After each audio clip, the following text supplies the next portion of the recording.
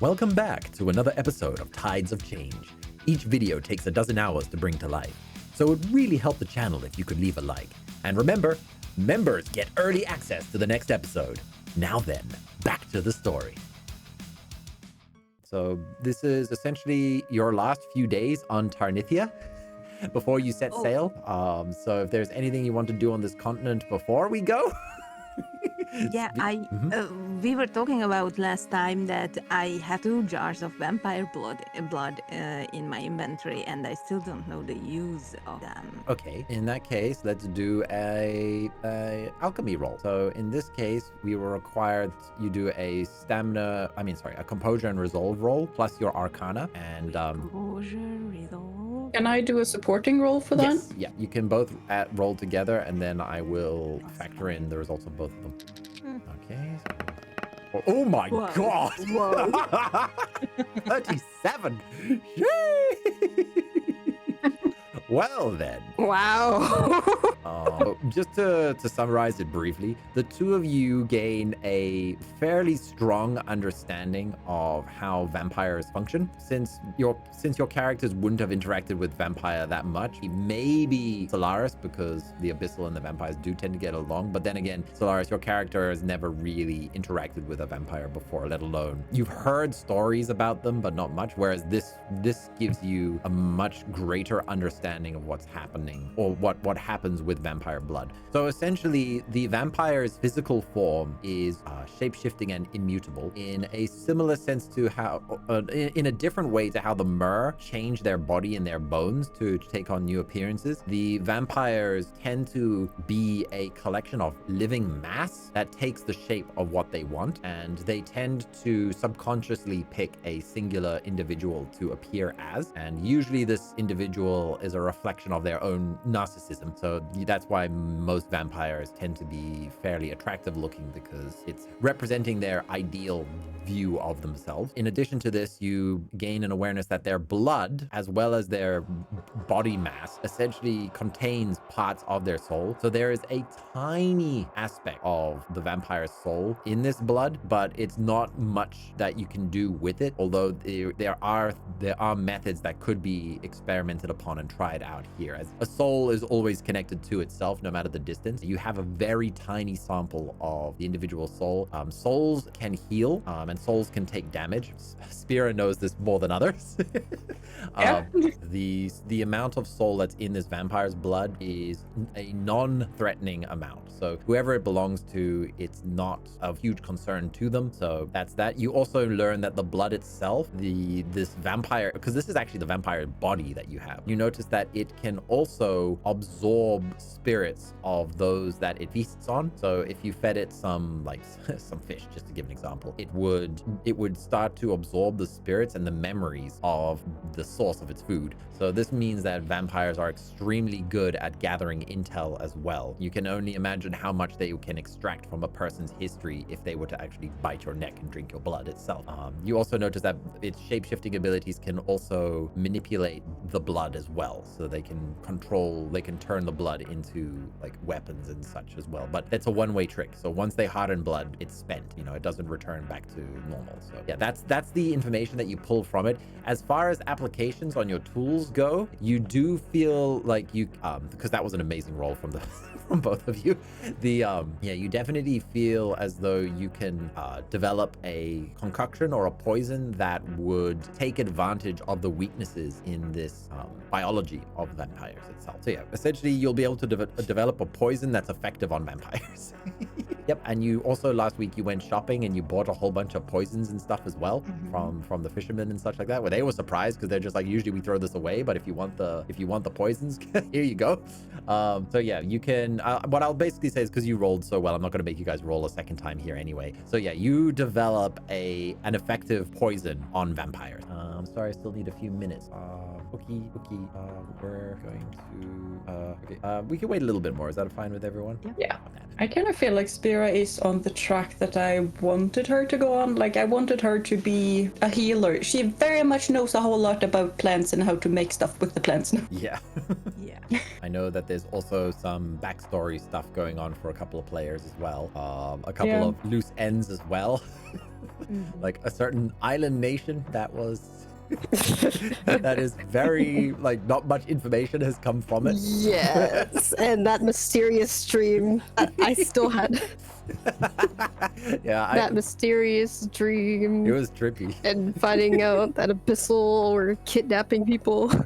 Well, they have been getting tails, which is one of the goals. But as far as story-wise, they've just been along for the ride. But they are getting bits and pieces of their, like, life and lost stories, like the sword, for example, their family sword. Yeah, that was actually one of the main reasons why I started bringing in that hidden history as well, is so that your character also is gaining greater awareness than if you'd stayed on that island. So yeah, tying your family into the creation of those swords. Yeah, they would have never found out about the sword if they stayed on the island, which is good. I can't wait for Commander. Yeah, I I can't can't wait to wait. see just Viden and Horatio. Has unsettled business. I know he's old as my father, but I have a small crush on him, so I can't wait to meet with Commander there. I love the guy. And also Nyx with her Haruka. Yeah, I'm a bit. Oh my gosh, Haruka! I'm a bit worried about his life expectancy once Nyx returns. Yeah, yeah. You guys will find out eventually. Just be like, you! And yeah, Spira with when you guys get back to the Golden Strider herd as well, that's gonna be fun because Horatia is gonna be like, oh, you've got some interesting friends. Yeah. Oh, I'm kind of tempted to take you guys back to the Grove where all the other centaur leaders were. Ooh, that would be cool. Also, we guys are still we're still missing 8 children and 1 Dr. Wolfenstein and a bit of the crew. Those are the people that have gone missing, which currently seems to be the team's objective, is save the doctor. Yes. Tell us. Yeah. Yeah. Hello. They've developed an anti-vampire poison, which is great. It's great. It's great. Well, that's gonna be useful. Yeah, it's very useful. Right, so this is going to be your last evening on Tarnithia. So if there's anything that you want to do, I mean last day on Tarnithia, so if there's anything you want to do here, Hyacinth, let me know, because yeah, essentially you guys are going to be saying goodbye to Tarnithia, and you're going to set sail towards, I believe last week everybody voted to go towards Froz, was that correct? Yeah. Yeah, the pirate island in the middle of the ocean. No, I think Hyacinth is like super happy to be leaving this island. Fair. So yeah, you guys are in Oppa, and there's Holdren, which is the island. It's Quay territory, but everybody knows that it's actually run by the vampires. And then Go is one of the Quay cities. So it seems that you guys are going to be going all the way to Froz, passing over Vergul, which is an abyssal city in the depths of the ocean. Spira, by the way, try and recreate the memory loss serum in case Jack needs more. Sure. I was wondering if you were going to do that with, I knew if you were going to do that with the other potions as well. All right, give me an alchemy roll. Mainly the 2 necessary for Jack right now. Okay, and Sylaris, you can also support as well with this. Okay. Alchemy, Arcana, Resolve, and Composure. Apothecary or just a I'm Arcana? not much of a support, but I tried. At least it's not a crit fail. Better now than in combat. Oh, no. Okay. Oh! Hyacinth would help, but unfortunately, because of the times where the unicorn kids were involved, she kind of lost a bit of trust in Spira, because you know how she kind of ran through and without listening to all of us. Oh, and just went straight to the saving moment.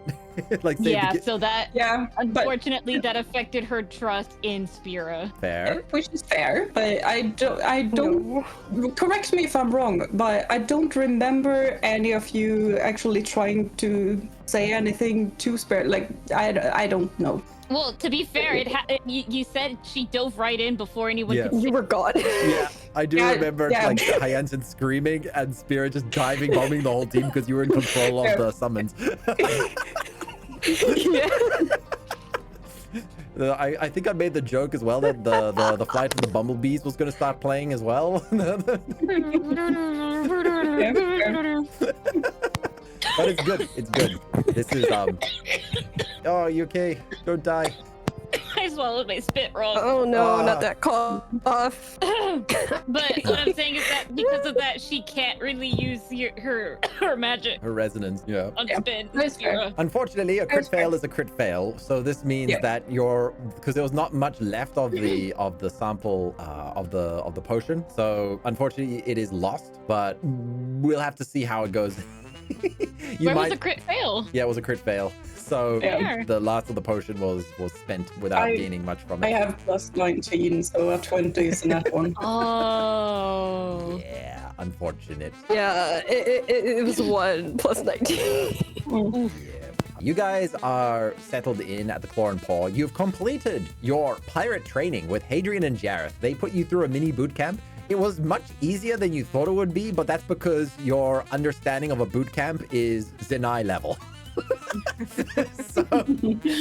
so while they thought they were pushing you, they didn't realize just how hard you we had to fight Zenai last time. Exactly. So yeah, you guys tend to get through it pretty well. However, there's someone in the party who can't swim, and I want to know how their swimming lessons went. So give me strength and dexterity and acrobatics, Nyx. I want to see how much you flounder like a fish in the ocean. Maybe I can finally swim. Thank goodness it's not me. Sylaris, what are you doing while Nyx is having their swimming lessons? Where do you want to be watching from? From the water itself, or like sitting on the side of the port? I'm watching it from the first row. Okay, give me that roll. Sylaris is having the time of her life. It's rolling. Give it some time. I mean, your stats are pretty good, so you're definitely making a big splash. So you successfully stay Doggy paddle. Yeah. You do get the impression that having 3 wet tails does drag you down a little bit. It's not great for water dynamics. Hydrodynamics, that's it.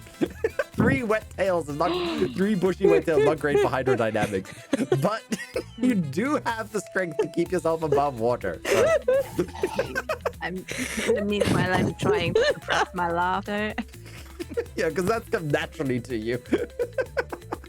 So yeah, the swimming lesson was very entertaining for everyone. And Nyx, you gained a little bit more confidence with regards to handling water, because for the first time, you were able to keep your head above water. Just through sheer brute force strength and dexterity. Finally, for the first time. Literally just an explosion of water with you paddling at max velocity. Right.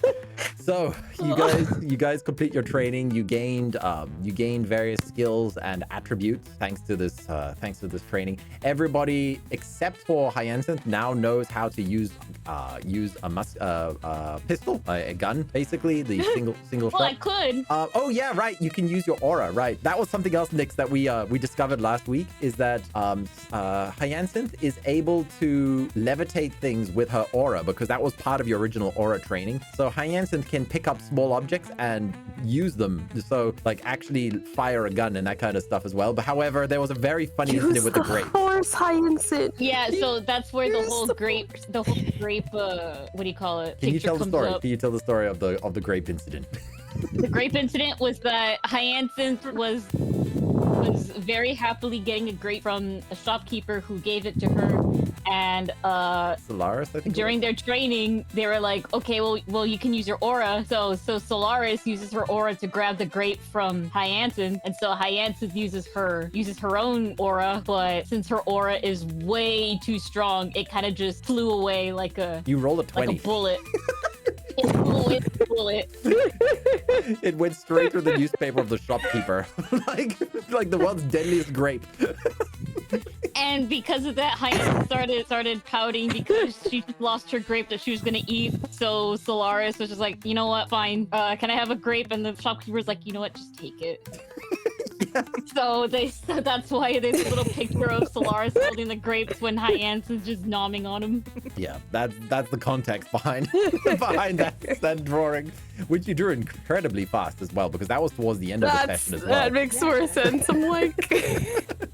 Oh man, very sweet. All right. I want to do that more often. You guys have essentially completed your training and the boats are ready. You notice that first boat is the one that was captured. It's fairly small, but it looks like it can go pretty fast. One more thing, Nyx. Jareth and Hadrian said that there's not enough people to man the boats, but they also want to split the boats so that they don't get jumped again like what happened before, because their biggest weakness was that they were one big target for whatever technique they were using to stop their sense of time. Essentially, they want to counter this by going as a small fleet of 2 ships, but that means they need every hand they can get, which unfortunately means Roderick has to come along for the ride. No. Jareth and Hadrian did say that they can put him on a separate boat. Maybe he'll finally be useful. Maybe. He still doesn't know why you guys are so angry at him, though. He just knows that you guys told him that it was what he did with the boxes was very wrong and bad, but he doesn't know why. But Well, he's not supposed to know. He can't know. He's too much of a liability. Okay, you're just gonna leave him suffering in the dark. Yep. He doesn't deserve to know. Better this way. The repaired boat is sitting at the docks, but finally, the boat that Hadrian and Jareth once sailed as when they were part of the Howlers comes out from around the coastline. What emerges before you is a ship unlike any you've seen. It is pure white. It's an ivory polished white that has a sheen to it across its wooden beam. It looks immaculate, which is confusing because they said it would take a few days to get ready, but it looks as if it's been, every inch of it has been polished to a shine. It's eerie though. When you look at it, you get a shudder that goes across your spines when you look at it, and you don't quite know what is about it, but there is something that like makes your hair stand on end when you look at it. But this ship with Jareth and Hadrian waving on the top, you feel more reassured as you see them approaching, and they pull into the harbor itself. They are wearing the ship itself is carrying the black and white flag of the Howler itself at the peak. They dock at the port, and you can join the boat if you want, or you can stay in town. Either one is up to you guys. Maybe stay in town, like the town that we just you're still in Oppa. They've just taken it out from the cave and they brought it to the shore, to the coastline. Laura is there with you guys, and she says the ship is beautiful, but it really makes her feel uneasy, which is why she hid it in a cave for all these years. She left it in a cave, but she also doesn't like the boat itself, but she can't deny that it does look beautiful. All the wood is a bone white. That's like bone white? Yes, like a bone ivory white. That unique. Yeah. Hadrian and Jareth disembark from the boat itself, and they head over to you guys, and they're like, all right, so is everybody ready? Yes. Hyacinth is nodding while eating her grape while on Solaris's shoulder. You can ask about the boat if you're curious. Pretty boat. Where did you get it? Hadrian smiles in a bit of a grin, and Jareth is just like, well, here we go. Hadrian says this was one of our first adventures was actually to get this wood. Have you ever heard of Thanawood? Thanawood? Thanawood. No. Maybe Spira and Sylaris might have heard of it for 2 different reasons. So you guys can each give me an investigation roll. So intelligence plus if you have investigation or history or anything like that. I have razors, but it's just with weapons, so I don't. Add your appraisal. Add your appraisal because it is a rare material. Okay. Yeah. Spira slept bad. She was having nightmares or something. Just one of those days. Yeah. Both of you. Okay, so you've never heard of it. Hadrian explains that the name of their ship is called the Echo of the End. That's her name. They call her Echo for short, and it's because, well, since they're also known as the Howlers, they're playing off of the theme of them being thropes and dogs and Cool everything. name. But yeah, the ship's name is the Echo of the End because Thanawood only grows in one place on Sorors, and that is in the deepest valley in the Ocean of the End. The Ocean of the End is a place place where few people wish to go and few boats can actually sail. It is, you know how you guys are over here on Tarnithia? On the other end of Tarnithia, there's another continent and there's this huge crater. This huge crater is essentially known as the Ocean of the End. In the center of that crater is the island, the Isle of Mythica, which is where the only human settlement is found. The only place humans are is in the middle of the Ocean of the End.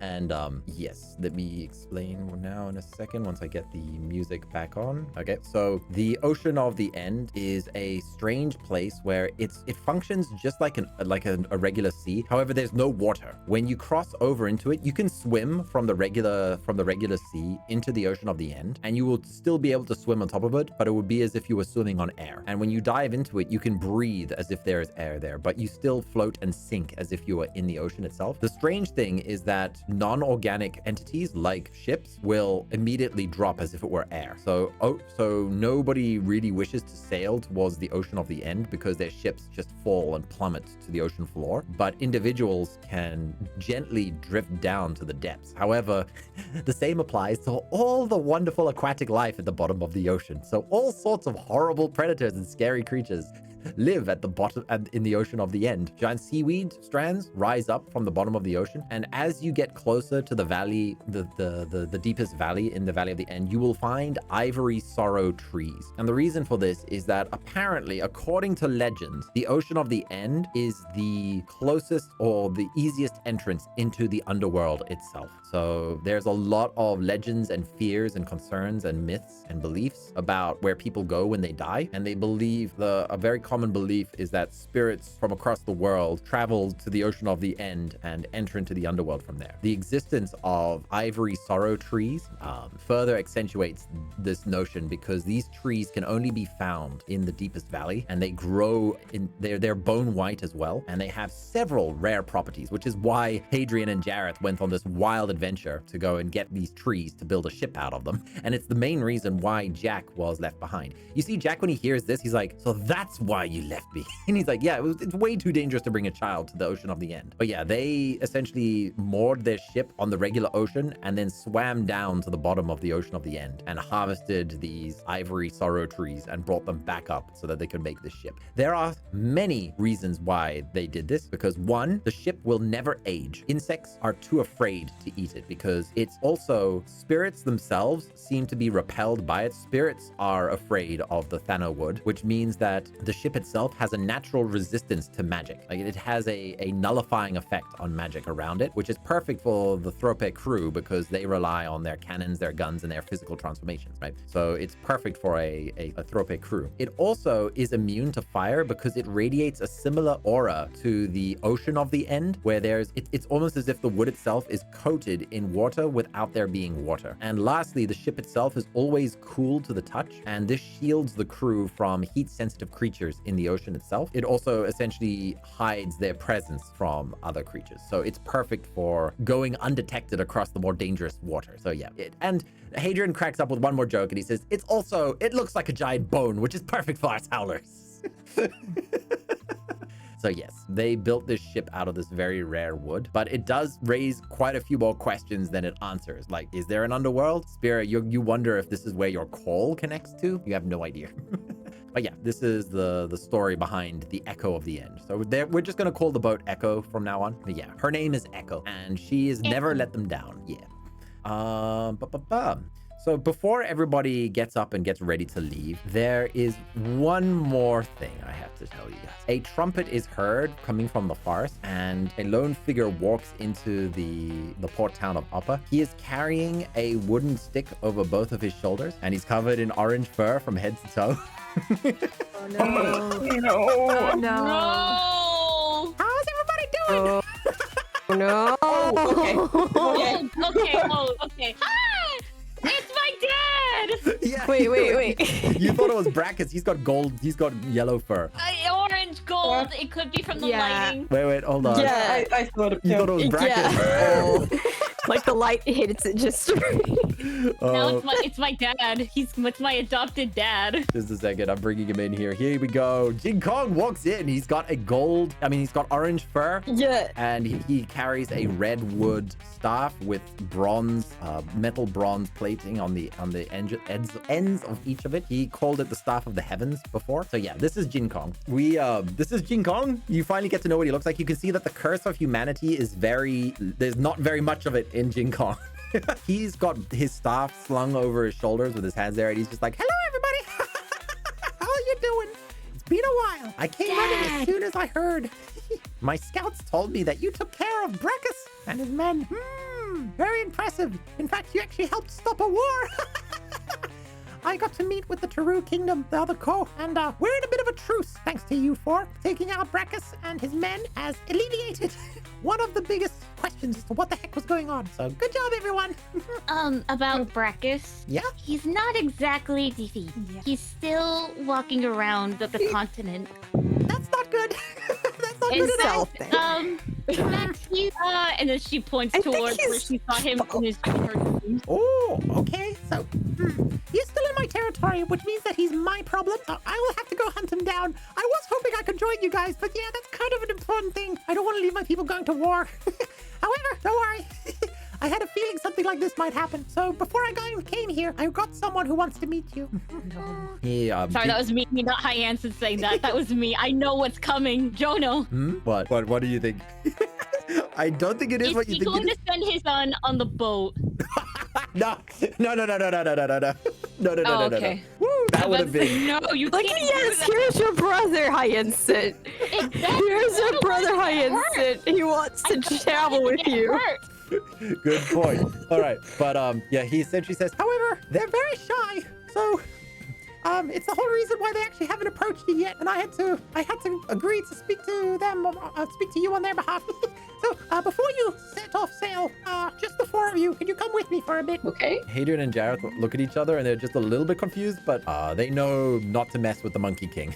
So they're just like, we'll be waiting for you when you get back, and we'll set sail as soon as you're ready. You can see the crews are now excited as well. They're getting everything loaded, food, cannons, explosives, whatever. They're getting it all ready for you guys, so you don't have to worry about anything. Like, once you guys come back, you can set sail immediately.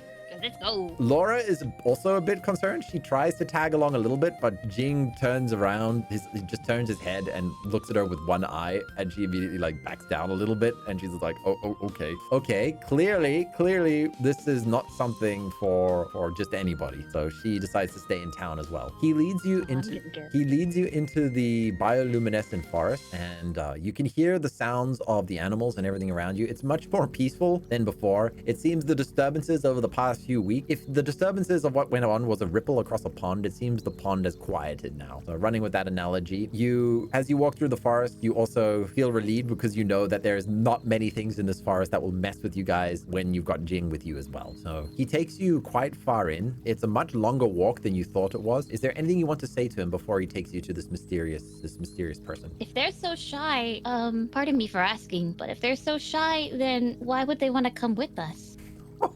I didn't say that they would come with you, but they want to meet you.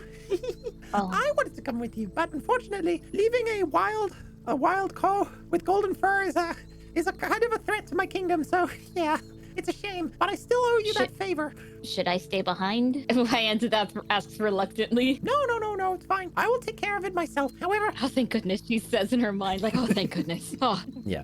However, I just wanted to let you know that I gave you my word that I'd owe you a favor since you won the games, and I will keep to that favor. I actually had hoped to arrange a meeting between you and them as the favor, but it turns out they wanted to meet you beforehand anyway. So yeah, my plans kind of fell through on that. So I still owe you that favor one day. You can see he's a bit prideful. He doesn't like owing people things. So yeah, he'd hoped to introduce you guys to this person as part of his favor, but it seems this person was already aware of you guys beforehand. So yeah. Does anybody else have any questions for Jin? I will take that as a no. No. Mm-mm. All right. Okay. I think I have a suspicion, but I could be wrong. As you enter into the bioluminescent forest, you can see that the orange hue of the lights tend to return. It's not nighttime, but you can see that the plants themselves, the trees, this is a bit of an alien forest compared to the traditional forest in Verdantia, where you guys are mostly from. There are not that many forests on the Celestial Den because most of it has been turned into fields. As you enter into a clearing, you can hear the sound of a waterfall, and there is one of the most unusual, peculiar, mysterious, and oddly inspiring creatures that you've seen. It's hard to describe it, but I will do my best here. The head is that of a regal stag with deep otherworldly eyes that radiate a blue hue similar to the bioluminescence of the forest. Its antlers are formed of a dark red wood polished to a glossy sheen. Give me perception rolls, everyone. Highest mental. Oh, wow, nice spear. Sylaris is really struggling today. Yeah, 2, 4. Yeah. And then Nyx. 19. Okay, everyone but Sylaris notices immediately that the antlers on this creature is made from the same wood as Jin Kong's staff. So his cudgel of the heavens seems to be made from the same wood as these antlers itself. Moving down from its head, you see that it has a long striped neck of a gazelle with striped patterns that evoke the feeling of shadows dancing through the foliage in a forest. Its body is that of the torso is that of a horse, but its skin is covered in a hard bark-like texture. You get the impression that it's almost as if it was made from a thick tree. The front legs are sleek and long and dark, with dark fur, very similar to that of the ember lions. And as its claws dig into the soft earth, new sprouts pop out immediately from the ground around it. You notice that the trees around also seem to be leaning ever so slightly. The leaves, the plants, the trees themselves, they all seem to be angling towards this creature. The rear legs is that of a tiger, orange and bright and striped, and it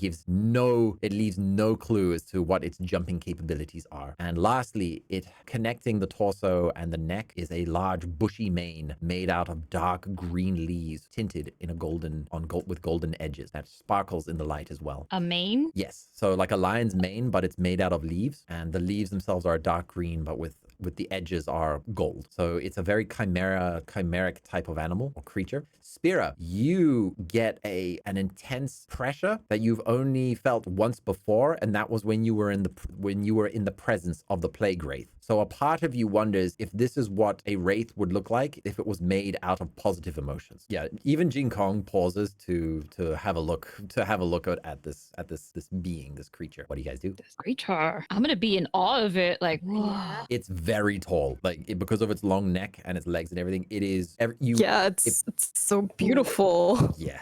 Ooh, This is Ivest'olgar. He is a djinn of Tarnithia, the only djinn on Tarnithia. And he's kind of like our guardian spirit. And him and I have a bit of a connection, as you may have as I see some of you have noticed. He's my communicator with my patron. And I'm not going to talk more about that. So no, I'm not answering any questions. He twirls his staff. He twirls his staff around. He's just like, nope.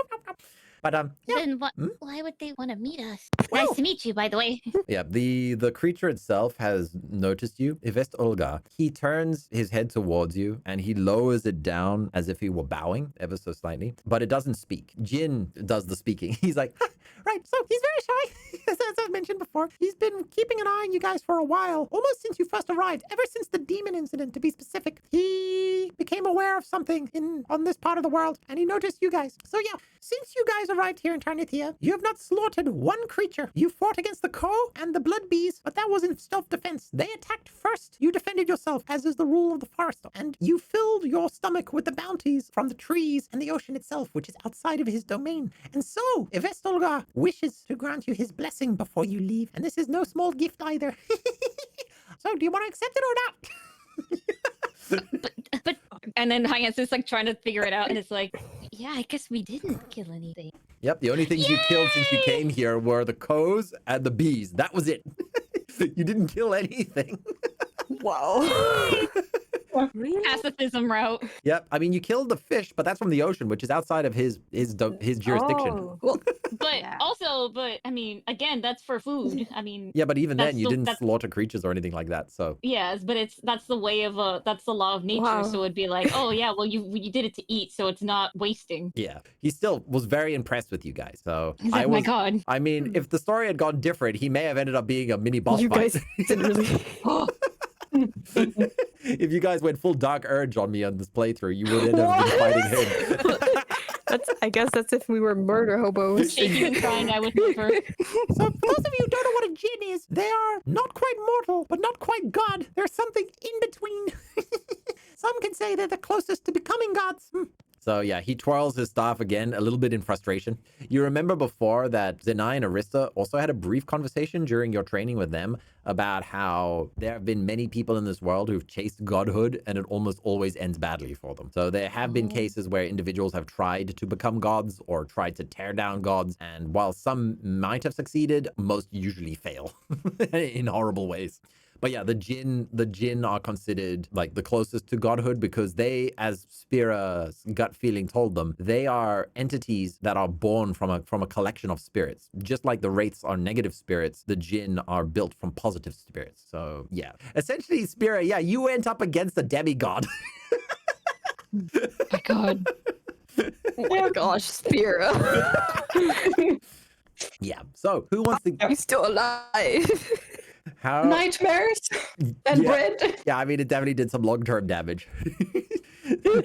Who wants to get their blessing first? Can I even get the blessing? Because Mm-hmm. I am not exactly a land creature. No, that's fine. He wants to give you all a blessing. So who wants to go first? The fact is that you did not hurt anything, so therefore you are able We to all collect the get blessings. Yeah.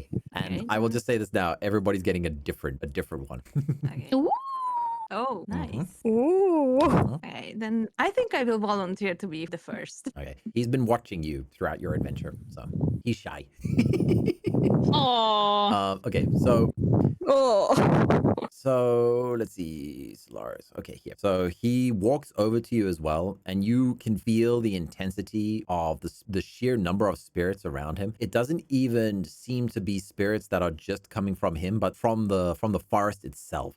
When you guys stood before Arista and Zenai flaring their aura, this pales in comparison to the sheer variety of spirits that are surrounding this being. Whereas Arista and Zenai's were very focused and personal and, linked to them as individuals, this djinn seems to be carrying the entire feelings of the forest itself, and the overwhelming emotion that you get from it is gratitude. So because even though your arrival got involved in a series of events that caused chaos, the forest itself remained mostly uninjured from it, right? Even when there was the scattering of all those flying creatures, and there was a lot of chaos. So yeah, and of course the new arrivals who had also the unicorns. You know what, Jing will say this. Yeah, so when the unicorns first arrived here, Galador met with Ivestalgor here and received his blessing and permission to set up sanctuary on Tarnithia. So, yeah, I guess you could say maybe he's also feels a bit guilty about letting the unicorn kid go. So, yeah. Yeah, so the unicorns got permission to live here, and their children have just been stolen. So this djinn basically has the impression that one of the children of its forest has been kidnapped as well. So it wants to help you guys. So all You're so good, Jin. Right. So he bows his head down in such a manner that it's almost as if he wants to touch his forehead against yours. So Sylaris, when you touch the short fur on the head, you feel an electric jolt run through your whole body as the connection to these spirits. For a brief moment, you gain the full awareness of the forest. You can see and feel everything that is overwhelming. However, when he pulls his head back for a brief moment, you feel the spirits of the forest coursing around you and inside of you and around your soul. And you notice that your head tentacles start to increase in length, and they start to double in length, doubling your range of your head tentacles. You will also now gain advantage on all rolls involving your head tentacles. tentacles. And additionally, you notice that something has changed in your ear, your hearing. There's something has shifted in your hearing, but you're not quite sure what it is exactly. And you can give me a luck roll, but unless you roll a nat 20, you're going to have to wait to find out what it means. So you can give me a luck roll now. And if you roll a nat 20, I will tell you right now. Me and luck. Jono. Oh, no. Are you kidding? Oh No, no. you can do this. No, I believe in you. It's still in the no. single digits. No. So It's just a 5. the other change that he's implemented on you, you don't know what it's done, but you do feel it in your ears that something is different. And yeah, your head tendrils have also double neck. Give me an intelligence roll. And what are your stats here? It's 0. I am not 2. Intelligence plus insights. Sylaris, try give me intelligence plus insights, so +5. I only have the social insights. Is it okay? I'll let you have insights this time. Oh. I want to see. Okay, much better. Okay, so while you don't know what's going on with your ears, you do know that having this increase in head tendrils is extremely beneficial in abyssal society because the length of one's head tendrils can be seen as a sign of beauty as well as status. And it is often said that the Empress's family members all have excessively long head tendrils. So essentially, you've gained a huge boon to interacting with your own kind, where many of your own kind will see you as potentially of royal bloodline. Wow. So yeah, you've gained quite an advantage in social interactions with other abyssal, as well as doubling your range and having advantage on it. So it's not just aesthetics, it's also power. Right. Who wants their blessing? Who's next? Me. Okay, so Hyacinth, how do you want to approach Ivest'olgar? Well, since they said it's shy, I want to approach slowly. Okay, so you gracefully flitter over. After he touched foreheads with Sylaris, he lifted himself back up to his usual height. So you can make a educated guess that you can fly up to his level without him having to reach down to you guys. So when you fly up to his head height, he again tips his head forward ever so slightly so that he can brush against you. As you pet his forehead, you can feel, you know, that soft fur that cats have on their nose, the bridge of their nose? Mm-hmm. Yeah, that he has exactly that kind of fur running across his forehead. It's yeah. As you do so, you also feel a jolt of electricity run through your body as you're flooded with the spirits. You are even more sensitive to spirits because you're a fae and you have antenna and everything. So your awareness stretches even further. You start to feel emotions reaching out across the ocean itself. You know that there are islands in the difference which seem to be going through difficulties and strife and struggles and war. And you even reach across to fair weather, which is a few thousand kilometers away. And for a brief moment, you sense that not much has changed, but at the same time, there has been a change. But before you can even try to deduce what this was, you're snapped back into reality. Everybody else give me perception rolls, besides Hyacinth. Hyacinth is about to have a breakdown because she hasn't thought of fair weather in forever. And she's like, well, they didn't like me anyway, but I still didn't want them to be hurt. Nice. Okay, so Sylaris, yeah, just Sylaris. Sylaris notices that Hyacinth's antenna have increased in length ever so slightly. Your wings have also gotten slightly larger, as well as the tips of your wings seem to have become ever so slightly more pointed. However, the blessing that you have received is that you're hypersensitive to spirits, so you will now get an advantage on any spirit sense roll. In addition to one more thing, you notice you have a strange power flowing through you, and you can choose to activate it right now, or you can save it for later.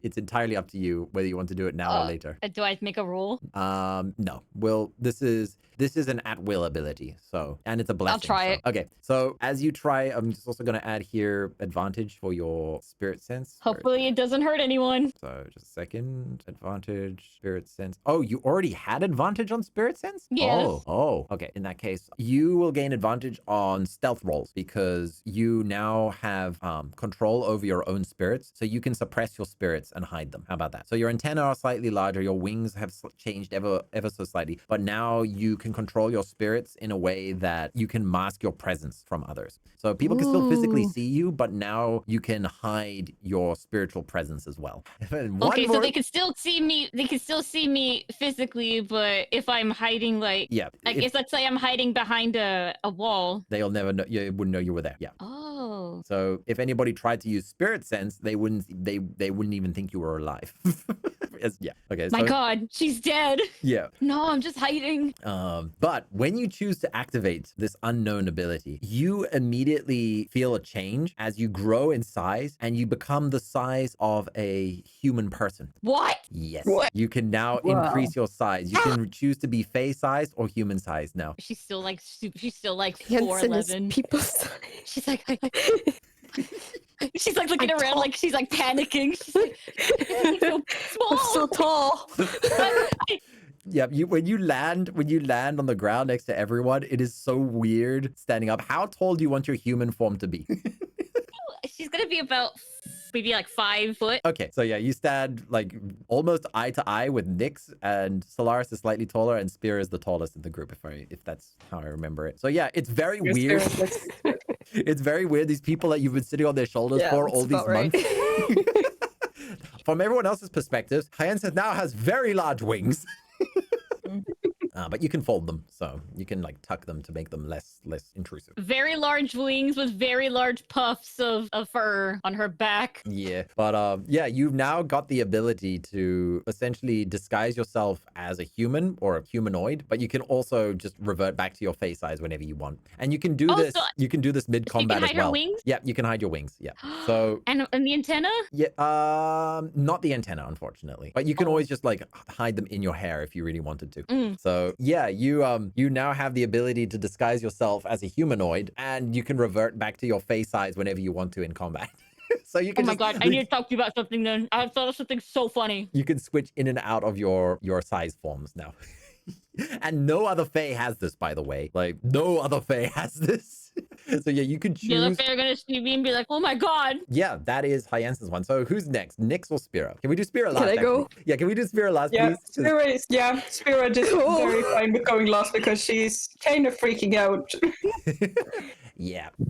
But okay, so Nyx again, Ivest'olgar. He again lowers his head once. Yeah, he lowers his head once again, and you can choose to either put your hand on his head or you can put your forehead against his, whichever makes you more comfortable. Or you can scratch his chin, whichever one you want. Aw. I can scratch his chin. Yeah. Can I give him a good scratch? Yep, as long as you make contact with him is how this blessing will be transferred. So yeah, when you give him a good scratch, you actually feel a very strange purring coming from his long neck, because again, he's a mixture of creatures. So yeah, there's a strange purring. However, again, the same thing that happened before, you get a bolt of electricity running through you as you feel the spirits flooding around you. Similar to Sylaris in the sense that you gain a brief awareness of the entire forest itself. You can see all the people in Upper are wondering about what's going to happen to them and to you guys. And you also get a brief flash of the Celestial Den. And for a heartbeat's moment, you can see your mother and father are safe. And it seems that they're in your home, and your father, but their backs are turned towards you, and you just see your father putting his hand over your mother's shoulder, and then you're pulled back into the forest here on Tarnithia. Mama! Sorry. Oh, thank God they're still alive.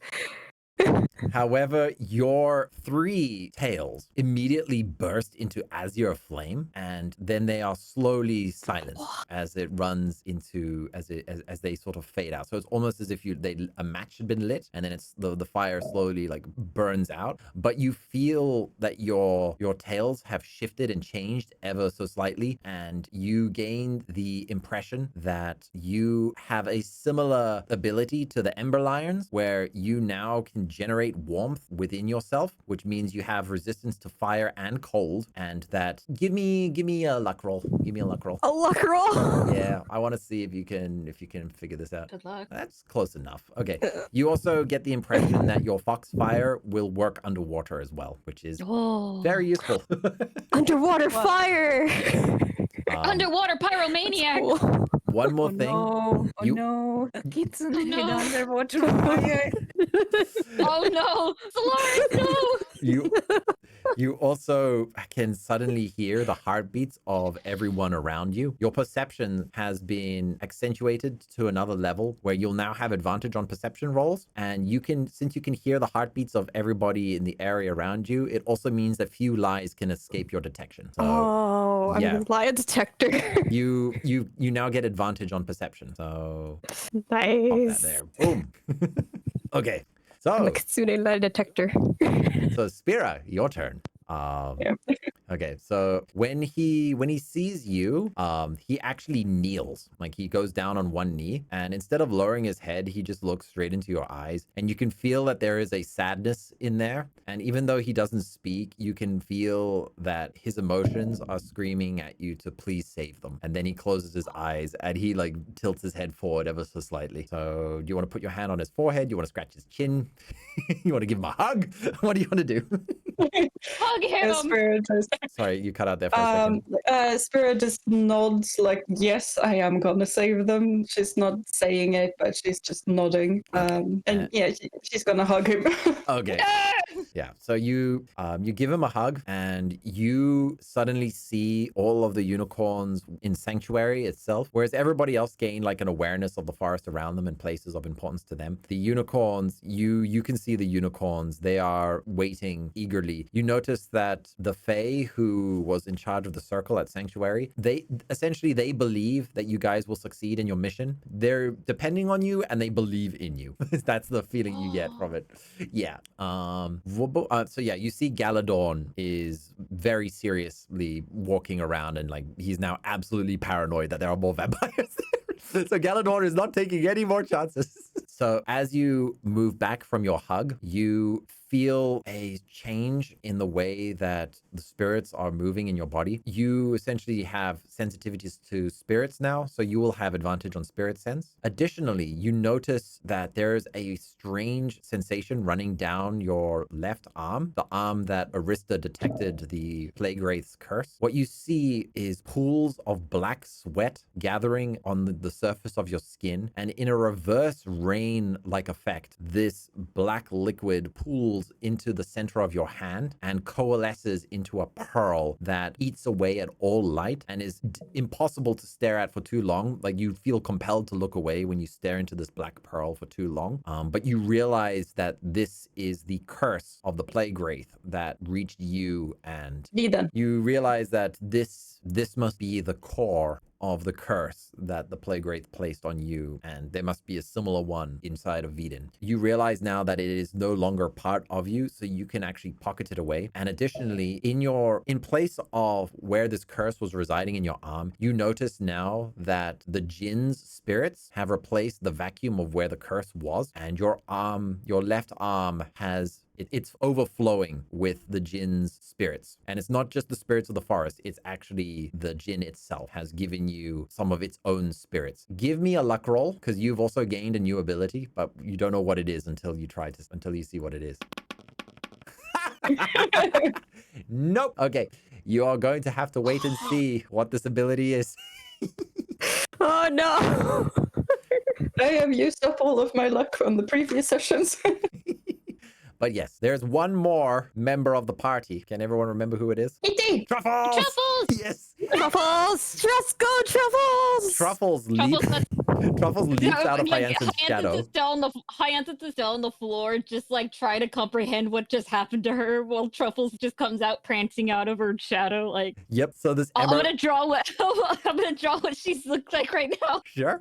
So this Emberline kitten leaps out of Hyacinth's shadow, immediately spots Ivestalgor and bows. Like this Emberline kitten, which shouldn't even like know what it is, immediately understands what this being is and essentially bows down towards it. Ivestalgor also kneels to help to reach the kitten and places his forehead against Truffles. And what you guys all notice is that Truffles begins growing in size and becomes an adult Emberlion, but you can see that he still has the personality of a kitten. His tail tail shivers for a brief moment and splits into two, and a small green fire bursts out from the tip of the tail into a cozy, small little flame that doesn't seem to be lighting anything on fire yet. But you also notice that Truffle's eye colors have changed from the Emberline orange to the same green, rich green as the fire. Yes. The golden green leaves around the mane of the djinn, it's the same color for his eyes and the fires on his two tails now. So yeah, essentially Truffles has been leveled up as well. Woo! Woo! He will still fit inside your shadow, but yeah, he's still got the personality of a kitten. He's just now got the power the power and strength of an adult, which is going to be fun.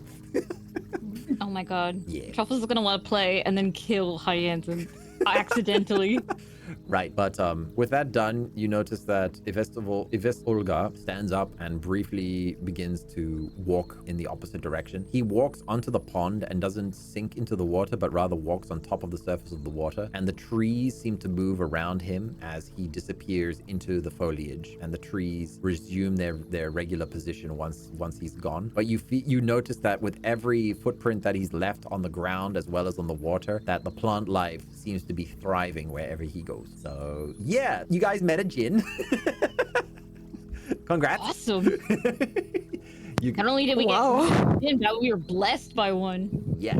Some of you know what your abilities are. Some of you will have to find out. But yes.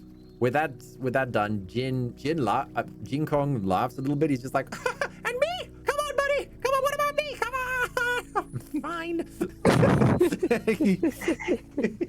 He laughs. He knew he wasn't getting one anyway, but you know, he wanted to. Oh, I have a question. Yes. I'm sorry, this is very important. What about the needle? The needle. Oh, yes. I actually had it here in my notes and I completely forgot because I was getting wrapped up in the storytelling. Right. When during that brief moment when you were gaining awareness of everything going around with the forest as well as fair weather, you also hear an elegant female voice coming from the needle, and she says, "Please save me, Hyacinth, please." And then it fades away. This is such the perfect line. She's like, what's going on? Getting hit with all this new stuff. The reason why I asked is because I was wondering if the needle grows with her, or does it stay a needle? Okay, so the needle stays the same size, but the Killrathi horn that you have changes size with you. Yeah, that one changes size with you because it was actually shrunk down for you. So that one changes size with you, but the needle itself stays the same. But yes, you heard a strange lady's voice asking you to help her, and she called you out by name. Is that the same lady voice who had called out to me before when But this time they know what your name was. There's someone in my someone in the needle. Guys, there's someone in my needle. How do the three of you react to that? You're my only hope. No, she's not gonna say it out loud. She's just thinking there's someone in my needle. So yeah, you guys got to meet the djinn. You got your blessings, and Jin Kong is like, well, I guess we can head back now. There's not much else to do here. The crew seems quite eager to go. He starts leading you guys back towards Appa. You see, Someone's gonna have to drag Hyacinth because she's still in shock. Truffles is very excited. He flips you onto his back, even if you're still in big size mode, and he can carry you now. Even regardless of your size, he's now capable of carrying you. So yeah. Amazing. I love Truffles. Truffles the goat. Excellent. So yeah, you return back to the town, and all right, a couple of people notice that some of you are changed. Everybody notices that the Fae is significantly larger. What the? Yeah, most of them are just like, what the heck? Yeah, Laura is like, I want to ask, but I get the feeling Jing is not gonna let us answer that. Like, what? As they walk past. So yeah, you see Hadrian and Jareth are also looking at you with like concerned eyes, just being like, what did you do? What did the Monkey King do to her? That's not very nice of you, huh? I'm standing right here. And he's like, well, what did you do? I didn't do anything. And he turns away and he's like, I did what I was asked to do. And he stops there. He's like, plus I have a big stupid golden monkey to hunt. And he expands his pole and he lifts himself high up into the sky as his pole shoots upwards. He waves at you guys. He's just like, good luck out there. And remember, I still owe you a favor. and he jumps off of his pole, pulling it with him and shrinking it in size. And yeah, he essentially vanishes into the forest line. And you hear in the distance, emphasis for gods, as he disappears. I can't hear a thing right now. Hyacinth is here right now. I heard it. I can hear everything. Yeah, you can hear everything. My ears extended. Just those big fox ears just flick to the side, and you hear them muttering under the breath. I hear someone talking crap. Nice. All right. So then the crew is fully loaded. Hadrian and Jareth are ready to set sail. And I guess that this is it. You're leaving Tarnithia. You've done everything you wanted to do on this island. Jack is standing on the smaller boat. It was decided that Hadrian and Jareth would lead their ship, and Jack would take ownership of the secondary ship as its captain. And that after this, the brothers agreed that they would work together, and that this would be the beginning of their new pirate adventures together as siblings rather than as the Jackal and the Howlers. So who knows? We might be able to come up with a new name for this new union between siblings, something a bit more mature than Howlers. But I mean, they were teenagers when they formed this pirate crew. So maybe not. Maybe not. Maybe, you know, who knows how much they've grown up. Exactly. It could just still be big kids. Yeah. So Roderick is slinking away gang. onto the other boat, and Roderick's not even gonna mention that Hyacinth is like now 5 times bigger. no, he's only got eyes for Sylaris and Jono right now after what they cool. did. Yeah. So actually, you know Thank what? goodness. You know what? No. He's I like- don't No. know what. It's like, No. Sorors, No, your I don't know tentacles what. have grown. No, he No. yeah, he wanted to work up the courage to talk to Sylaris about the tentacles, but he couldn't. So he very coyly goes under deck on the other boat. I'll ask her later. Later. Poor Sylaris. Yeah, I have now longer tentacles, so I can do more. Yeah. Okay, so let's see here. You guys push off. You set sail. The whole town has come up to wave goodbye. So Isabel, Prot, Laura, all the townsfolk, everybody waves at you guys and wishes you luck, and to not only save. Wait, no, most of the town doesn't know about the children. So, yeah, most of them are just like, good luck on your adventures and bring back lots of profit. Stay safe. Stay safe. Rescue your men, save Dr. Wolfenstein, and bring us the goods. It is a business town after all. It's opportunity.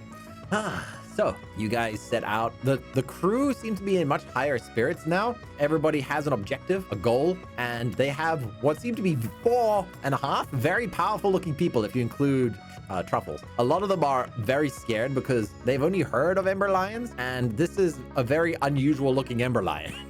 But Truffles is all fun and games. He is loving playing with the crew. He's chasing them up and down the deck.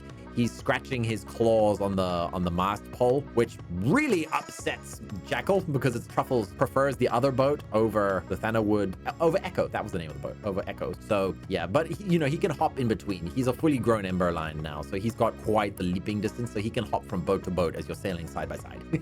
So yeah, he is on. He's got a lot of fun chasing people up and down. What do you guys want to do while we're sailing in these peaceful times? You can practice your abilities. You can use your magics. You can try and figure out what your new abilities are. I'm just gonna start overhearing growing and shrinking just to see how much he can do it without falling. What do you call it? Without wasting magic. Okay.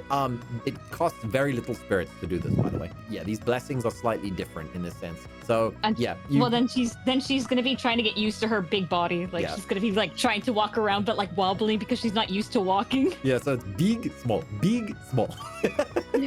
Big, small, and trying to walk and then falling a few times. Jareth is very happy when he sees you have this new ability because he's just like, fantastic, an extra pair of hands to carry heavy things. Great.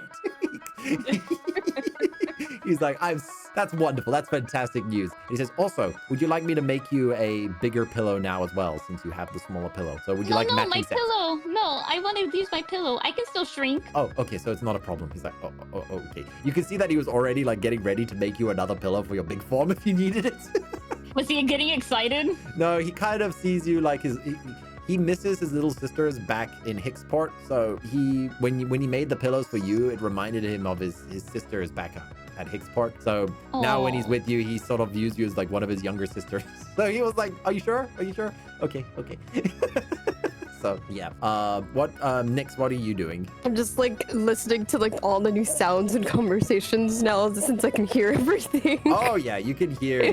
You hear. Hearing extend. Yeah, you basically get a full sense of what's going on. You can see a lot of the crew members. They're in high spirits because they're finally taking action and they want to get like revenge as well as to rescue their teammates. But there's also apprehension. You know, a lot of them are talking about like, do they have a plan? You know, can they like what if they just pull the same trick again? Is 2 boats really going to be enough? No, like that. Those are the kinds of whispers that you're hearing amongst the crew. They trust in Jareth and Hadrian, but at the same time, they're also a bit spooked by what happened before. Oh dear. Sylaris, what are you doing? You have access to the entire ocean. Yes. I want to figure out what happened to my ear.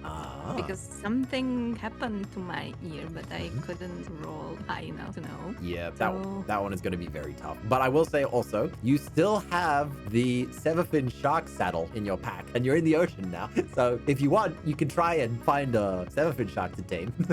Can I tame one? You can I try. thought okay, I'm okay then. I thought I wouldn't be able to tame them. Nope, you've had in this option such the a entire short time. period of time. You've had this option the entire time. It comes down to your Really? animal handling. Well, okay. Then I will try. I was wondering, like, basically, because, like, you lost the shark, I was wondering why you didn't try to get another one.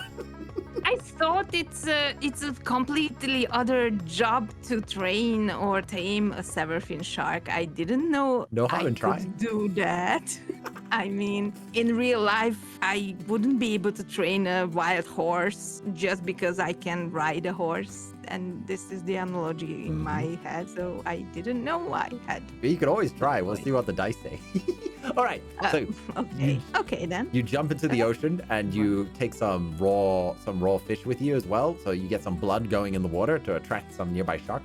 Give me a perception roll. Nice. Oh. Okay, yeah. You spot several sharks attracted to the area, and you also notice that there are several Severfin sharks in the waters as well, and you see one that seems to match you perfectly. It looks like it would fit your saddle ideally, and because you rolled so high that yeah, essentially this is the ideal one to go for. All of your instincts are saying that this is the one. So then, give me an animal handling, which you don't have. So it will be, we're going to say, take your charisma and manipulation, so +7. And I'm going to also factor in the previous roll as well to apply to this. Excellent. Right. See, So I just had to go back to water. yeah, so I also factor in where you guys are in your natural elements and everything. So you sneak up on this Severfin shark and you throw this lasso around its face so it connects with its body. It immediately bolts once it realizes what you're trying to do, but you hold on for dear life, and after a good while, it eventually starts to get used to the presence of the saddle itself as well as you. It realizes that you're not trying to consume it. You're not trying to attack it like a Killrathi would. Sorry, I had to go there.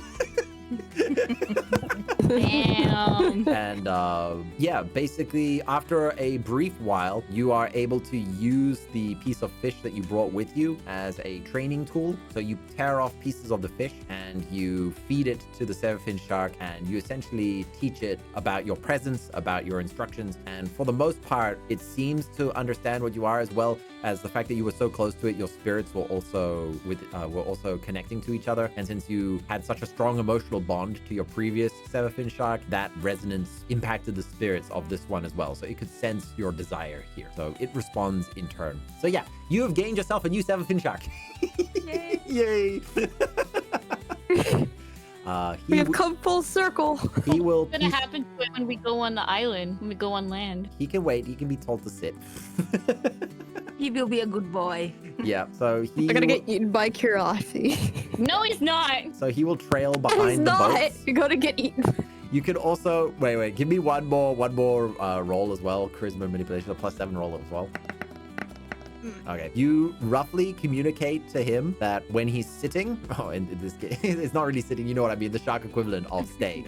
Idling. Idling, yeah, that's it. When he's idling, he needs to keep his awareness of his surroundings, particularly Killrathi's. Okay, that's a good one. Yeah. Yeah, the message is conveyed that if anything looks like it's going to attack him or the boat, that he must jump out of the water so that everyone can see that there's something's not right. So he will leap like a dolphin. But which is scary because this is a shark. It's not like a great white shark. He's more slim. So he's like a very large mako shark. And he has a very sharp pointed nose, which is where the sever fin part comes from. Is that it's a sleek creature. He rolls over. So he rolls onto his belly for you. And basically you can like give him some belly rubs. And yeah, you've got a pet shark again. Yay! Right. You gotta name it. Yeah, you're gonna have to give him a name. Yeah. Okay, I will think about a name. Yeah. Your Severfin will keep the saddle on him at all times. He'll be floating around the boat and will be keeping an eye out for predators. So you guys now have an additional early warning system. Again, you notice he doesn't want to stay too close to Echoes and rather prefers sailing near the other boat, the regular boat made out of regular wood. I mean, Echoes is made from a very unusual wood. So, yeah. But it's close enough. Like he swims in between the two of them, so you can keep an eye on his fin as well as if he jumps out of water or not. So, Spira, what is it that you're doing on these seas? Having a lot of thoughts about Viden and how much blackness must have been in Viden, and she's also kind of looking at her left arm and like spinning it, trying to move the spirits in it, trying to see what's going on. You can give me a luck roll, but there's not the trigger is not available at the moment, so it would have to be a nat 20. Okay, no, it's not enough. Okay, you'll still have to wait a little bit more. All right, so a few days go by. You guys are making great progress. You can see that Jareth and Hadrian are the happiest they've been in a long time. It seems that for them, coming back to their pirating days and sailing on their old ship is actually something they've missed greatly, and there's an eagerness and anticipation to get to the action. You know, they want to get to Frost very, very soon. So yeah, you guys make great distance from Upper. So you're about a third of the way there after a few days. So like almost halfway after a couple of days. It's gonna take a long time, like at least a week or two to get to Frost. But yeah, you guys are making good progress. Right. So I need to change the music now. Hold on. Nope, that's too much. That's way too much. That's not what I wanted. Okay, here we go. There we go. And so yeah, as you guys are getting used to sailing, you're helping out with the crew and everything. It goes much better this time compared to when you guys began your adventure. You know how a boat works now, thanks to your training. Things are going great. Yep, the progress is going well. However, there are darkening clouds as you notice a storm is approaching. So it's all hands on deck. You guys are on Echoes, and Jackal is barking orders at the crew on the other boat, which is yet to be named. So yeah, if you guys want to come up with a name for the other boat, you can. So Jackal is yelling at his crew on that side. Hadrian and Jareth are also like shouting orders to everybody on the deck on this one. And yeah, essentially it's a full-blown storm. Everybody give me strength and dex. We're gonna pull the ropes. Oh no. Yeah, I'm going to assume, Hyacinth, that you're in your big mode. Big mode. Big mode. Oh wow, nice. Here, okay. Oh my goodness, Sylaris is a machine. Yeah. So Sylaris, I'm just for storytelling here. I know you didn't roll with the head tentacles, but I'm just gonna say you're using your arms and your head tentacles, and you're basically doing the physical work of 4 or 5 people. With just you on your own, just like you can see the rest of the crew is like sweating bullets, just being like, wait, this is what we're going to be going up against. As they just see you like pulling everything. Yeah, Nyx, Spira, and Hyacinth are on the other side. They're also pulling the ropes. You can see the crew are helping on both sides. You guys push through the storm without much difficulty. It doesn't seem to be that much of a problem. You notice that Truffles had gone under the deck during that moment. He didn't even want to be in the shadow during the rain. And the Severfin shark is sailing neatly between the two boats. Perception rolls, everyone. And I have to roll for the crew as well. Okay. And your highest mental. Highest mental and perception, yeah. All right. Okay, pretty much everybody here succeeds. You notice and hear a familiar sound. No. You see not one, but several whales with 3 pointed horns surrounding the two boats. Your seven-fin shark leaps into the water as instructed and hugs the edge of echoes, hoping that the Killrathi won't repeat history. Oh no.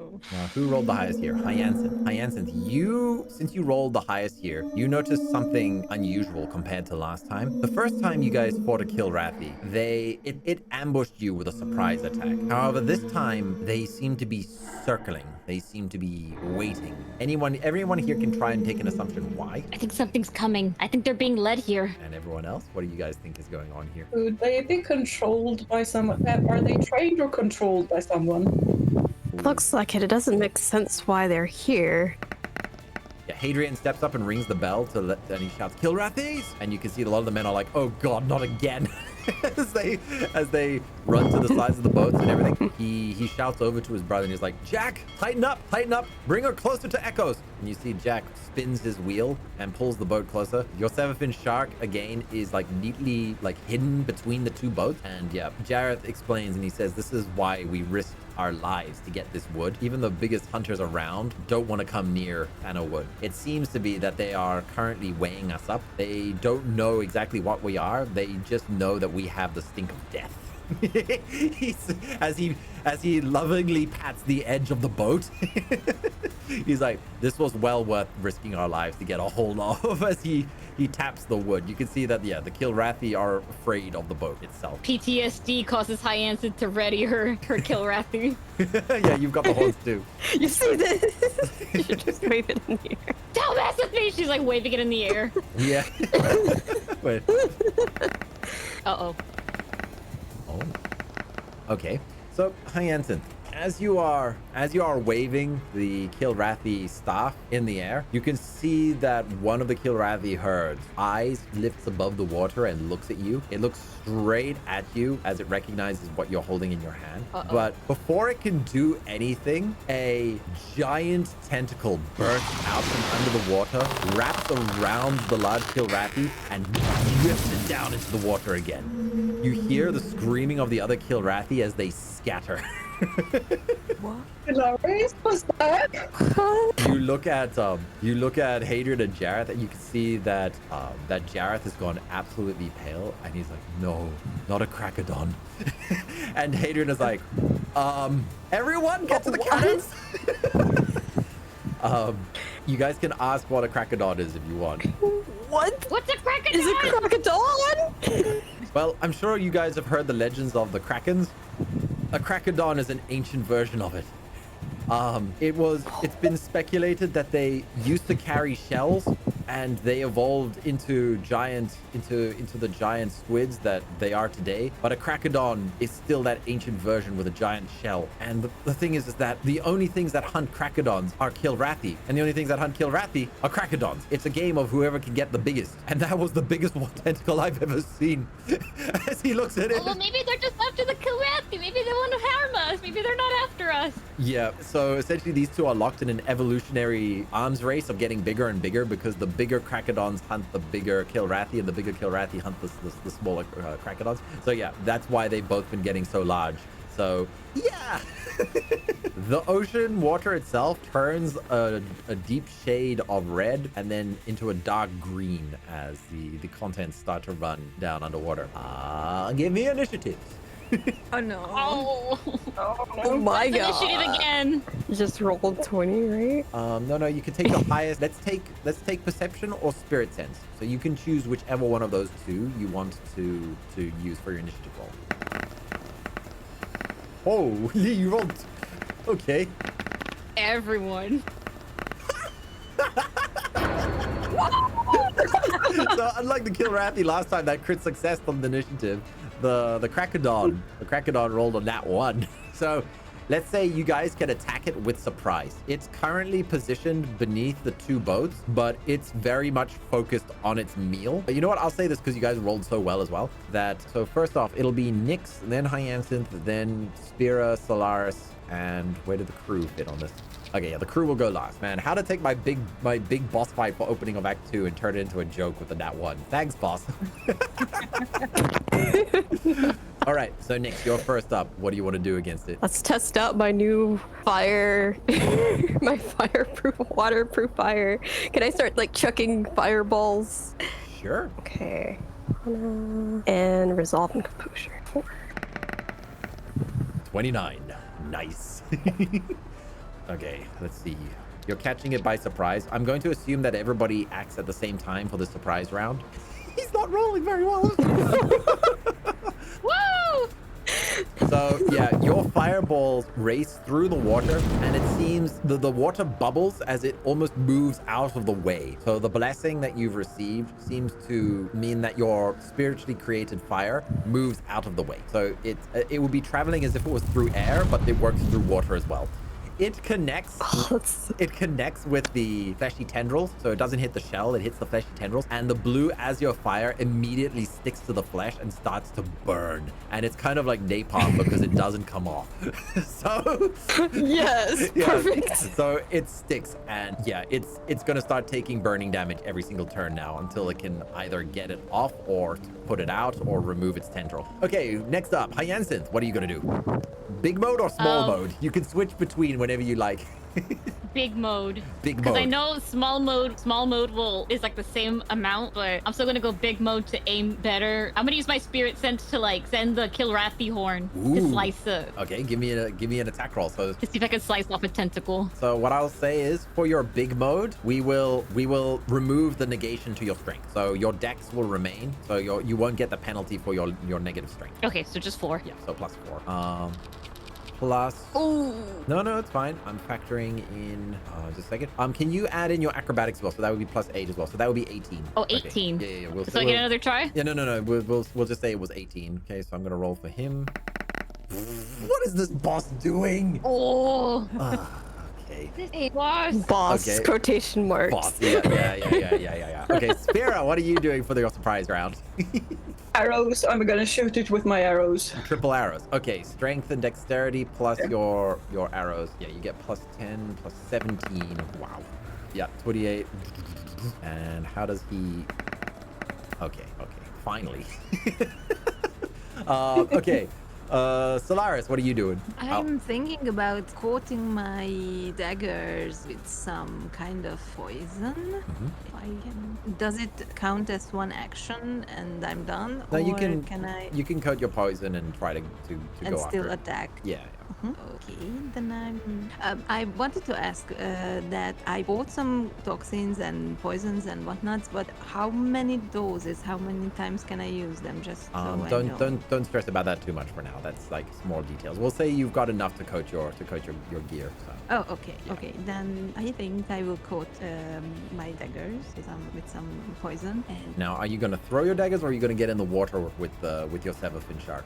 I think I will throw. I'm just thinking about which. Because throwing body into the water is part. gonna negate its speed, right? Because of the drag from the water. Because it's currently underwater. Completely? Yeah, it's still fully submerged and chowing down on Fully. the. Oh, okay. I thought there is some part sticking out. No, Mhm. Okay. it's right underneath the boat and is chowing down on the Killrathi Then it's Krakadons. no use. Then it's no use to coat it because in the water it will just dissolve. I mean, No, the you can say poison. it's sticky enough that the It's edge of the sticky. blade will still be coated in poison. Yeah. Okay, then I will. Say like a oil. Okay. Then I will jump into the water and maybe. You can do it to your sword if you would prefer your sword over the daggers. Yeah, if I'm doing melee, then I think I will do it with my sword. Yeah. Commanders are a sword, right? Yes. Okay, so you're gonna ride your Seraphim, or you're gonna tell him to stay put? My Severfin will stay away from the fight. I'm not risking losing another one. Not that Not mean. again. I'll try not to be that mean. No. All right, so here's. Oh yeah, give me an attack roll. So your martial skill. It's a plus 10. Yep, strength and dex plus martial. So. Oh, strength and deck. Oh, it's plus 20 then. Oh, nice. My God. I mean, you guys have had like 2 training arcs now. Yeah. Okay, very nice. Right. So here's what happens. Oh yeah, I need to roll for the crew. You know, I'll do the crew after this. I'll do you guys first. Okay. So yeah, Nix, you open up with a volleyball of fire, and as the fire is going through, I'm going to say, okay, so yeah, you put your hands together in the pose for releasing the Kitsune flames. The blue azure builds in your hands and your tails, and you shoot them out. So you shoot 4 fireballs. So 1 from your hands and then 1 from each of your tails. So the 4 fireballs travel into the ocean, and Spira, you see this as an opportunity for your arrows. So you shoot your arrows through the same path as the fireballs, hoping that the gap in the water in the air will let the arrows fly true. Hyacinth, you said you yeeted the Killrathi horn, right? Mm-hmm. Okay, so you have a thread on the Killrathi horn so that you can pull it back to you as well. So yeah, as you throw the Killrathi horn, it enters into the water and it loses a lot of its momentum as it enters into the water. However, when the tip of the staff with the Killrathi, the point of the Killrathi horn touches the shell of the Krakadon, a spiderweb fracture ripples out across it. So the tip of your staff penetrates into it, because this is exactly what the Killrathi horn was made to do, was to break through these kinds of shells. So yes. Oh my gosh. So it fractures and causes a ripple effect all across the one side of the Krakadon's shell. Essentially, your throw wasn't nearly enough to fully break it, but it has definitely been fractured. And with another attempt, or another few more attempts, or with somebody with enough brute force, might be able to completely crack the shell and expose its vulnerable flesh beneath. The flames and the arrows hit the tendrils, and the fire sort of sticks like napalms, and the arrows themselves also dig in, creating additional spots for the fire to enter and burn. So the burn is not just on the surface, but now is also burning inside of the tentacles as well. Sylaris, you dive off of the boat and you swim straight up to it. Since you're facing it head on, you can see that its eyes, its large alien-looking eyes, are focused entirely on its Killrathi meal. This is before all the attacks have landed. So you have a free shot here. Where do you want to cut it? You've got the tendrils, you've got the mouth, you've got the eyes, and you've got the shell on the side. I'm thinking about the mouth, because maybe my poison will be more effective on that and not on the eye. But I don't know. Maybe I should go for the eye. It's entirely up to you. Can I poison them through the eyes? I'm not really very versed at their anatomy. Okay. Okay, maybe let's go for the eyes, because that can give the more advantage for the others, Okay. even if it's not poisoned. So yeah, you plunge your sword straight into the eye, because again, this is a surprise round, so it didn't even know that it was about to be hunted, right? It just thought that it had made the hunt itself. So yeah, you plunge your sword straight into its eye, which causes it to scream in this deep rumbling bass. Compared to the Killrathi scream, which was more of a whale-like sound, this sounds almost similar to the abyssal song that you guys send to the Celestial Den, this deep rumble, this low wave attack. But yeah, it's more of one of agony, where it's just this kind of sensation. Then the arrows and fire connect, cutting off its scream as it realizes, wait a minute, I'm being hunted. And that's when the point of the Killrathi horn causes the fracture on its flank, which Sylaris is on. All right, the crew open fire with the cannons. Okay, yeah. The cannonballs blast through. Several of the shots actually connect, hitting the fractured spiderweb side. You notice a few chunks of shell break off, but you can see that there are a few layers to this. So it's definitely chipped away at its main defense. Yeah, it was a really good attack. Sylaris, give me a perception roll quickly. Quick. It's highest mental plus my perception is 8. You notice somebody else has also jumped into the water, and you spot the dark hair of Jack, and he grabs Hyacinth's Killrathi spear, and you can see that he's partially transformed into a werewolf form. So he's doing the regular Thrope transformation, not the full dire wolf transformation. But yeah, so he is essentially still fully clothed, but he's bulked up. He's got fur all over his body, and he grabs Hyacinth's spear with one hand and stabs it straight into the shell, and it just clinks right through. Hyacinth, you feel a shudder on the string connecting it to it, and you just get the sense of like, yeah, something just really connected, because the entire water starts vibrating from this creature's response to this. Yeah, Jack, well, you guys helped him get back some of his memories compared to the Bloodbeak cave. My God. Yeah. Now it is the Krakadon's turn. Let's see what you got, Krakadon. Whoa. My God. Oh my god. All right. So yeah, it's On a bus. Thing. It immediately turns as it can no longer see through its eye thanks to an abyssal dangling off of the end of it. Yeah, both Sylaris and Jack just hold on for life as this thing rotates around and tries to see with its good eye where the threats come from. It spots the cannons firing from the ship, and all of its tendrils burst out of the water as the boats are suddenly flanked by a multitude of these giant tendrils. Some of them are on fire, some of them have arrows sticking inside of them, and yeah, essentially your seven-fin shark dives out of the water and evades as its maw opens up in between the two ships. You see that there's this huge serrated mouth with a beak in the center that starts clapping violently as it's trying to snap whatever falls in between it as it tips the two boats inwards. Everybody who's standing on deck and doesn't have wings, give me a roll. Acrobatics. I have no acrobatics. Dexterity. Dexterity plus acrobatics. So yeah. Is it just Nyx that he's giving me a roll? Yes. Oh. Yes, Hyacinth and Spira. No wings. Yeah, Hyacinth. Actually, yeah, no. Spira and Hyacinth also give me a dex and acrobatics so that you guys, because the whole boat suddenly violently tipped to the side, so you weren't expecting this. Okay. Dex and acrobatics in. Do I use acrobatics as specialty in evasion? Yes. So you can add an extra +2 Okay. for that. Okay, so yeah, Nyx, you wrap your 3 tails onto the edge of the boat so that when it tilts forward, you stay in position. Hyacinth, wow. It's ridiculous. Wow. You Yeah. gave me Lighter than air. +10 in specialty of evasion. Yep. So yeah, Hyacinth, Lighter than air. you grab hold of Spira, who had started slipping down, and the two of you are able to flap your wings and like gain some height. How do the rest of the crew handle this? Oh wow. Okay. Yeah. So one guy rolled a 6, but one guy rolled a nat 20. So yeah, the guy who was about to fall into the mouth of the Krakadon, the guy who nat 20'd basically grabs onto him and holds on for dear life as the claws are, as the beak is snapping below the one thrope guy. It is now Nyx's turn.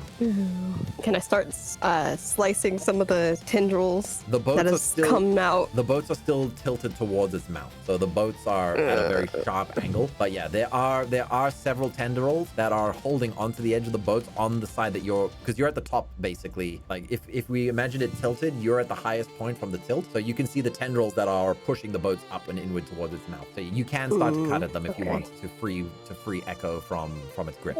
Yeah, that's what I was planning on doing. Was try to like free it from the grip, so we at least can get back on balance. Okay, so give me an acrobatics so that you can run along the hand railing of the tilted boat. I don't have acrobatics. That's fine. Just give me. I'm gonna factor in your previous roll as well. So yeah, I always factor in the situation because you rolled really well before. Okay, dexterity. Perfect. Yep. So you were holding onto the handrails with your tails. You use the strength in your tails to pull yourself up, and you let go, and you land on your 2 feet on the tilted handrails of the boat itself. You see several tendrils in front of you holding onto the edge of the boat, and you draw one sword or both swords. Which one? Because remember, both swords. Zenai taught you guys that you can use 2-sword style or one-handed style. One-handed style gives you more power, whereas 2-handed styles gives you more speed, so you can make more attacks. Let's go with one-handed. Okay. I need power for this.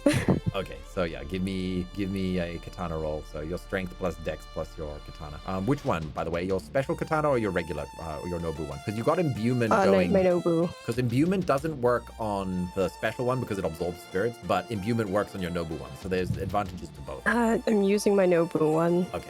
So I'm going to factor in that you've got imbuement running. And that was the same for Sylaris as well. When you stabbed in the eye, you had the imbued sharpness of your sword. So yeah. Wait, hold on. After this will be Hyacinth. So if you can think of what you're going to do next as well. So that'll be 21. Oh, did the roll come through? No, that was for, plus 21. No, Oh. that's the... Oh, okay, yeah. So, Whoa. I was factoring everything in. I was like, hold on, that's... Yeah, so you pull yourself up in one move and you run along the edge of the boat and you swing with your sword, hacking through one of the tendrils. It cuts straight through it thanks to your imbuement, and you just keep the momentum going as you're sprinting along the edge of the boat.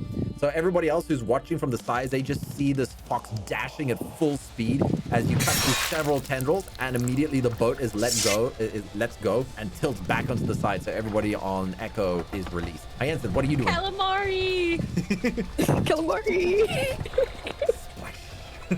Hyacinth, you're up. What can I do in this situation? Because it's still under the boat. So yeah, Hyacinth, Jack is currently using your Killrathi horn. You can either try to pull it back and use it yourself if you want, or you can use your other magic systems, or you can try and do something else. So yeah, you've got your Fey magic, you've got your dream magic, you've got lots of things. I want to try, I probably shouldn't do that. Can I use my illusion magic to make it smaller? Can it appear smaller than it actually is? No, because it knows what its size is, but you could make something look bigger. The ship. Yep, No. you can do that if you want. Well, I mean, you've also got your I'm gonna make wind Jack magic. look bigger. I'm gonna make Jack look bigger. Do it. Okay, go for it. Increase size. Okay. Arcana, resolve, and composure. So that's okay.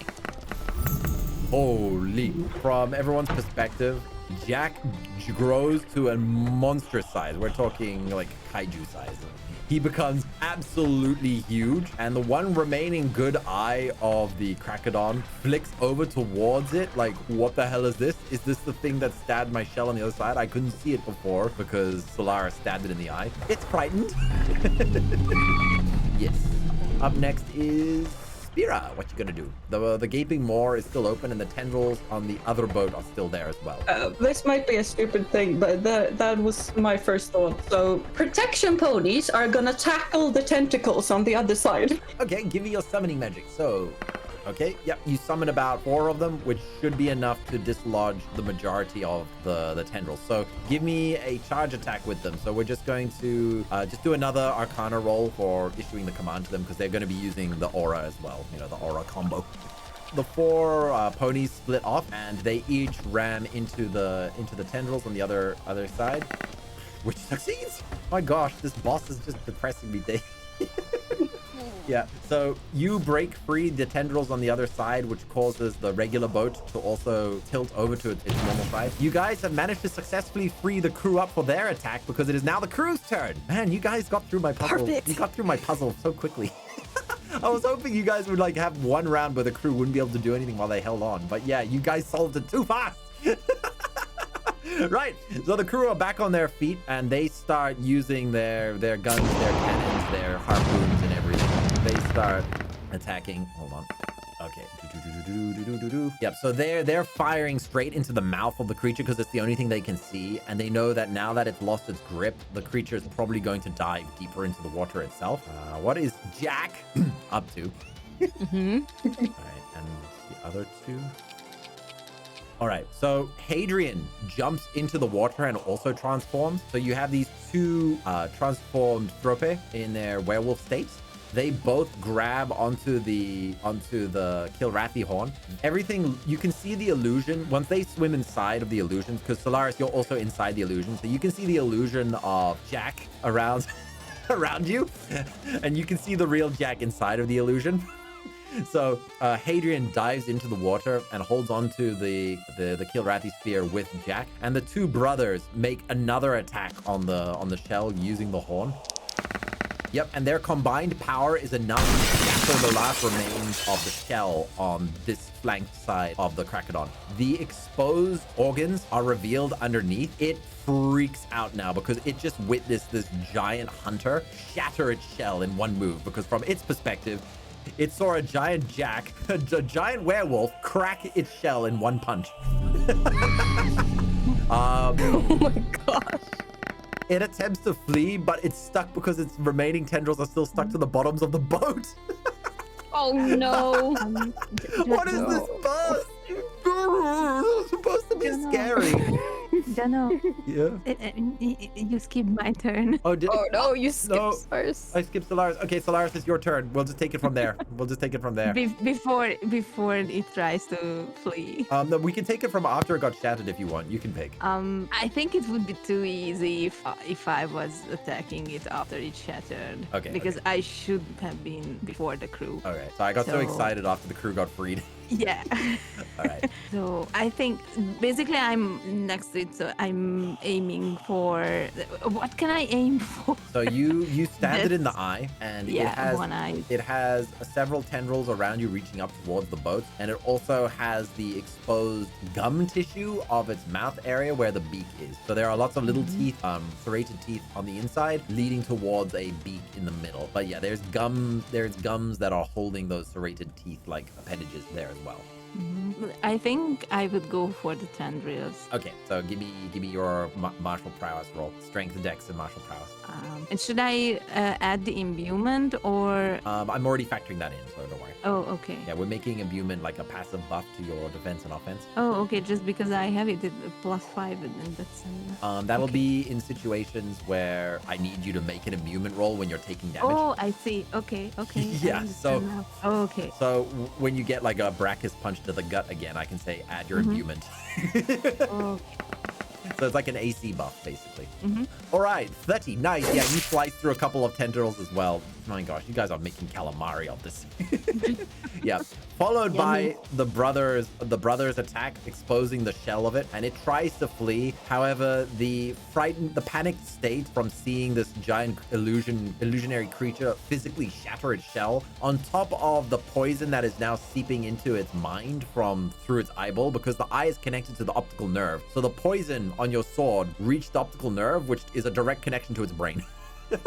So yeah, the poison is fast working. Yeah, it's dazed, it's confused, it's panicked, and it gets stuck on one of the boats. It desperately tries to flee, but it can't. It's stuck. It's still stuck on. So you guys have one more turn to kill it before it flees. Up next, Nyx. Its organs are completely exposed from the side of the shell where the shell shattered. Why are we killing it? Meat. Food. Calamari. Oh, well, let's stab the organ. You're gonna. But, Where are you gonna attack it? you know what? I'm just gonna throw another fireball at the organ, the exposed organ of the shell. Sure, go for it. Cook its internal organs. Why don't you?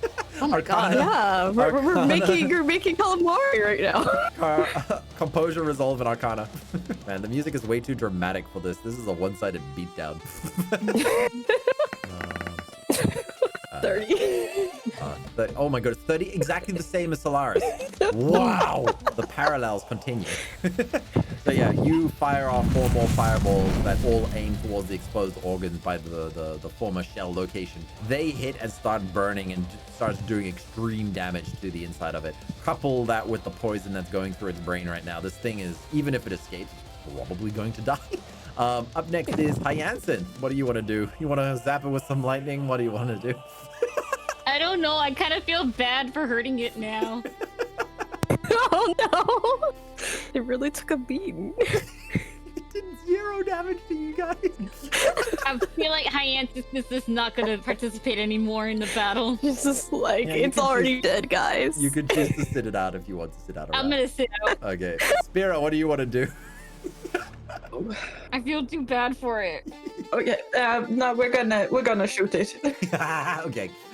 Give me your bow and arrow plus strength and deck. No, crit fail. Oh, Yeah. I'm sorry. so many. It's not my day today. No, it's fine. The string on your bow snaps, so you're gonna have to repair this later. But yeah, this is the first time Horatia's bow has let you down like this. So yeah, the string snaps. Maybe, yeah, it was just really unfortunate. But yeah. Up next, Sylaris. Yeah, you see the wounds everywhere, and you can gauge what's going on. Also, hold on. Your severfin sharks like races up towards you, so you've got an arm grip, so you can get a burst of movement speed underwater. So you can basically ride your severfin for 1 more attack. I will aim towards its organs that has been revealed by shattering its shell. Okay, so give me a martial prowess with strength and dex. 22 still. 20. It's not a 1. It's not a 1. Another one. It's not a 1. Also, I need to roll for these 2. Oh my goodness. So yeah, your severfin. So yeah, as you dash through it, you can feel your sword slicing through it with very little resistance. Your severfin shark even takes a chunk out of it as it does as you guys do the drive-by, so it gets a mouthful of food as you pass. And yeah, this poor thing, it lets out a plume of ink that floods the entire like ocean around you guys. It just turns like pitch black as it panics. But yeah, it stops moving. You guys, Stop! you It's guys already absolutely dead. crushed it. Holy! Note to self: adjust for your guys' power levels. But you guys have got plenty of calamari. You took out the Killrathi and Krakadon, so congrats. We didn't think I'd And crack my 7-fin shark is still alive. You took out the Killrathi in the first episode, and now you took out what that's hunts right. them. So yeah, this is what I mean by like having my stories having like circular elements to them where they circle back on stuff. So yeah, you started your adventure with a Killrathi, and now you reached a point where you're hunting the Killrathi hunters. Oh my goodness, you guys, like, no, there was nothing. My boat grab didn't work. The ink I didn't have a chance to use the ink properly. Like, yeah, you guys did it. We just went for it. Nice. So next week we will start off with you guys arriving at Frostone. Yay! Congratulations on that. Woohoo! The next episode should be right here. Thanks for watching.